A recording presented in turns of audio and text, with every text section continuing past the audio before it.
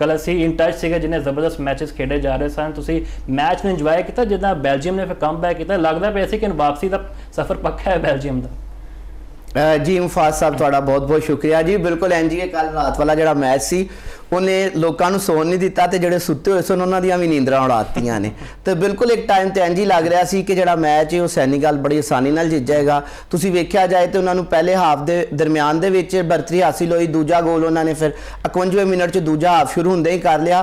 तो 85वें मिनट तक तो सानूं इंज ही लग रहा सी कि जिहड़ी ओने टीम है, जिहड़ी बेल्जियम की टीम है वो वापस जाएगी तो सैनीगल की टीम अगे प्री क्वार्टर फाइनल क्वालीफाई कर लेगी, तो हो भी इंज ही रहा सी। लेकिन बड़ा जबरदस्त शानदार खेड पेश किया उन्होंने। 161 सैकेंड के वक्फे के नाल 2 गोल दाग के लुकाको ने तो उन्होंने कैप्टन टेलीमन्स ने एक शानदार तारीख रकम करती। तो पता लगा कि बिल्कुल आखिरी वक्त के भी जो तुसी अपनी फाइटिंग है वो नहीं छोड़ोगे ना तो तुसी अगे जा सकते हो, तुसी जित सकते हो। जो मैं तुहानूं एक गल दसां, कल का जिहड़ा मैच सी बहुत ज़्यादा कह लो कि एक्शन तो भरपूर सी। 33 वारी फाउल होया दोवां टीमां वल्लों, 33 वारी अंपायर ने मैच दे विच रैफरी ने इंटरफेयर किया कि तुसीं फाउल दे रहे हो। तुसीं वेख्या पेनल्टी किक भी मिली, फिर उस तो बाद उन्हां नूं फ्री किक भी मिली आखिरी हाफ दे विच। लेकिन जबरदस्त मैच रहा जिन्ना वेख्या जाए, घाटे बहुत जबरदस्त। कुछ पिछले कुछ दिनों तो कुछ मैच सन जिन्हों ने फीफा नूं थोड़ा जिहा बोरिंग किया, लेकिन कल दे दोवें मैच फ्रांस ते कांगो वाला ते उस तो बाद सैनीगल ते बेल्जियम वाले ने बिल्कुल अपने रंग विखाते ने कि जी बिल्कुल फीफा का जिहड़ा वर्ल्ड कप है वो जारी है।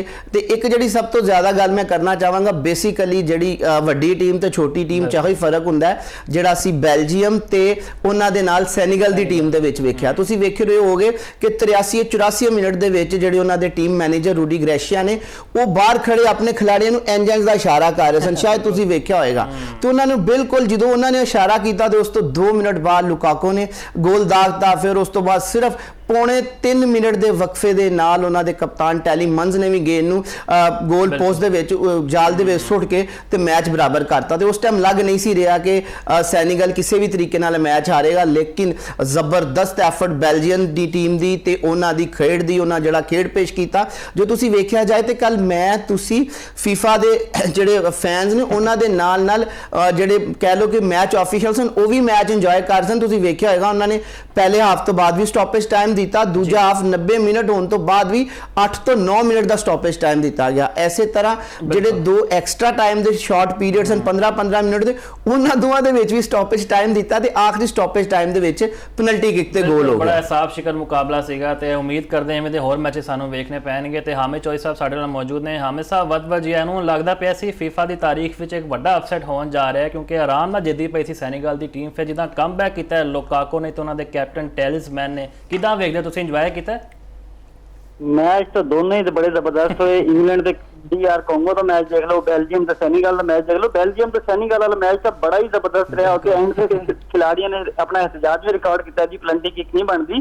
तुसीं देखिया होगा कि 120 मिनट के नजदीक सी जो उन्होंने डिफेंडर ने रोकने की कोशिश की तो जिहड़ा बेल्जियम का स्ट्राइकर सी उन्होंने आपस में टकराए तो अंपायर ने उन्होंने फ्री पेनल्टी किक देती, जिहदी वजह तो उन्होंने जिहड़ी सैनीगल की टीम सी एहतजाज रिकॉर्ड करती रही कि ये पेनल्टी किक बनती नहीं। उत्ते भी बड़े सोशल मीडिया से रोला मचा है। तुहानूं भी लगदा पेनल्टी सही दी सी रेफरी ने?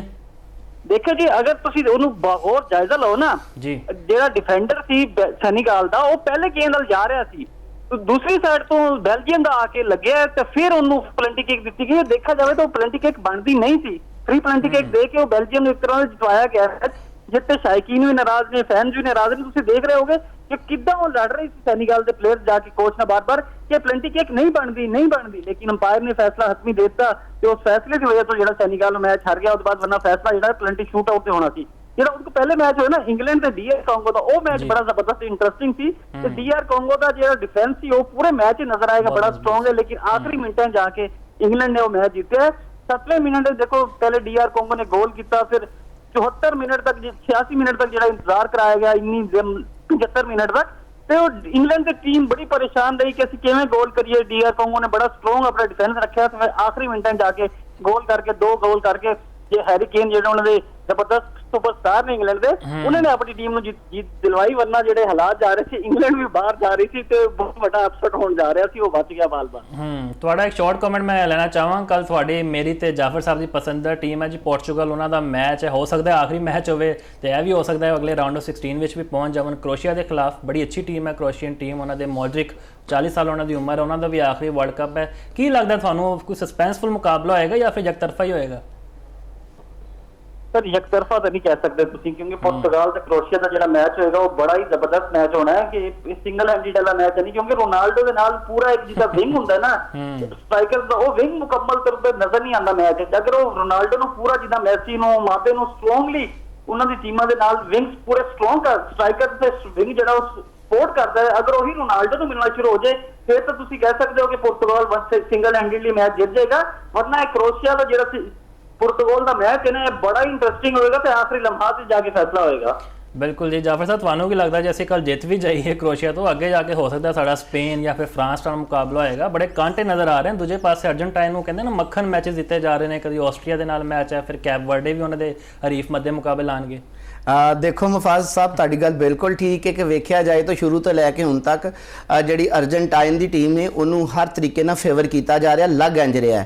ਮੈਸੀ ਦੇ ਗੋਲਾਂ ਵਾਲੀ ਹੈਟ੍ਰਿਕ ਵੇਖ ਲਓ, ਫਿਰ ਉਸ ਤੋਂ ਬਾਅਦ ਜਿਹੜੀ ਗਲਤੀ ਦੀ ਵਜ੍ਹਾ ਤੋਂ ਕੱਲ ਅਮਰੀਕੀ ਖਿਲਾੜੀ ਨੂੰ ਰੈੱਡ ਕਾਰਡ ਵਿਖਾਇਆ ਗਿਆ, ਉਸੇ ਗਲਤੀ ਤੇ ਮੈਸੀ ਨੂੰ ਕੁਝ ਵੀ ਨਹੀਂ ਸੀ ਕਿਹਾ ਗਿਆ ਤੇ ਫਿਰ ਉਹਨਾਂ ਦੀ ਟੀਮ, ਹੁਣ ਦੇਖੋ ਨਾ ਕੈਪ ਵੱਡੇ ਦੀ ਟੀਮ ਨਾਲ ਉਹਨਾਂ ਦਾ ਜੇ ਮੈਚ ਹੋਏਗਾ ਤਾਂ ਬਿਲਕੁਲ ਮੱਖਣ ਹੀ ਹੋਏਗਾ। ਲੇਕਿਨ ਉਹ ਇੱਕ ਕਹਾਵਤ ਹੈ ਨਾ ਕਿ ਬੱਕਰੇ ਦੀ ਮਾਂ ਕਿਦੋਂ ਤੱਕ ਖੈਰ ਮਨਾਏਗੀ, ਤੇ ਜੇ ਮੈਸੀ ਦੀ ਟੀਮ ਕੱਲ ਜਿੱਤ ਵੀ ਜਾਂਦੀ ਹੈ ਤੇ ਅੱਜ ਜਿਹੜੀ ਯਾਨੀ ਕਿ ਕੱਲ ਸਵੇਰ ਜੇ ਕ੍ਰੋਏਸ਼ੀਆ ਨੂੰ ਹਰਾ ਕੇ ਪੁਰਤਗਾਲ ਦੀ ਟੀਮ ਅੱਗੇ ਚਲੀ ਜਾਂਦੀ ਹੈ ਤੇ ਕੁਆਟਰ ਫਾਈਨਲ ਦੇ ਵਿੱਚ ਰਾਊਂਡ ਆਫ 16 ਤੋਂ ਬਾਅਦ ਜੇ ਰਾਊਂਡ ਆਫ 16 ਚ ਵੀ ਦੋਵੇਂ ਟੀਮਾਂ ਆਪਣਾ ਆਪਣਾ ਮੈਚ ਜਿੱਤਦੇ ਨੇ ਤੇ ਫਿਰ ਇਹਨਾਂ ਦਾ ਮੁਕਾਬਲਾ ਕੁਆਟਰ ਫਾਈਨਲ ਚ ਇੱਕ ਦੂਜੇ ਨਾਲ ਪਵੇਗਾ, ਜਿਹੜਾ ਕਾਂਟੇਦਾਰ ਮੁਕਾਬਲਾ ਹੋਏਗਾ। ਤੇ ਫਿਰ ਜਿਹੜਾ ਮੈਸੀ ਦਾ ਬੁਖਾਰ ਹੈ ਲੋਕਾਂ ਨੂੰ ਉਹ ਵੀ ਚੜੇਗਾ ਤੇ ਮੈਸੀ ਦੇ ਆਪਣੇ ਸਿਰ ਤੇ ਜਿਹੜੀ ਕੋਈ ਆਕੜ ਹੈ ਉਹ ਵੀ ਨਿਕਲ ਜਾਏਗੀ। ਇੱਥੇ ਮੈਂ ਸਿਰਫ ਇੱਕ ਗੱਲ ਹੋਰ ਕਰਨਾ ਚਾਹਾਂਗਾ ਕਿ ਮੈਸੀ ਦੇ ਫੈਨਸ ਨੇ ਸੋਸ਼ਲ ਮੀਡੀਆ ਦੇ ਉੱਤੇ ਇੱਕ ਤੂਫਾਨ ਚੁੱਕਿਆ ਹੋਇਆ ਕਿ ਜੀ ਮੈਸੀ ਨੇ 19 ਗੋਲ ਕੀਤੇ ਨੇ ਵਰਲਡ ਕੱਪ 'ਚ, ਮੈਸੀ ਨੇ ਬਹੁਤ ਜ਼ਿਆਦਾ ਗੋਲ ਕਰਤੇ, ਲੇਕਿਨ ਇੱਕ ਜਿਹੜੀ ਚੀਜ਼ ਉਹ ਭੁੱਲ ਰਹੇ ਨੇ ਕਿ ਮੈਸੀ ਨੇ 19 ਗੋਲ ਕਰਨ ਲਈ 29 ਮੈਚ ਵੀ ਖੇਡੇ ਨੇ ਤੇ ਜੇ ਉਹਨਾਂ ਦੀ ਐਵਰੇਜ ਵੇਖਿਆ ਜਾਏ ਤੇ ਇੱਕ ਮੈਚ 'ਚ